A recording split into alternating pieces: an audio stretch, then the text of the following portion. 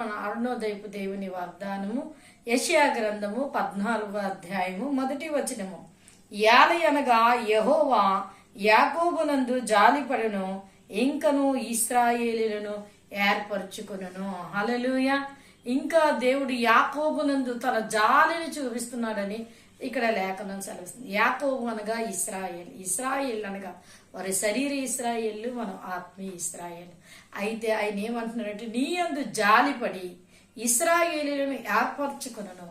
నిన్ను ఏర్పాటులో ఆయన కలిగి ఉన్నాడు గనక, ఆయన నిన్ను ఏర్పరచుకోబోతున్నాడు గనక, దేవుని యందు నీ విశ్వాసం, నీ నమ్మిక కలిగి నీవు అరుణోదయాన్ని లేచిన వెంటనే ప్రార్థన చేసుకుని వాగ్దానాన్ని పట్టుకొని నీ జీవితాన్ని ప్రారంభించు.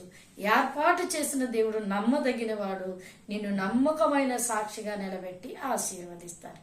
అలా చేసి ప్రభు ఇచ్చిన దేవుని ఆశీర్వాదాలు పొందుకోండి. ఆమె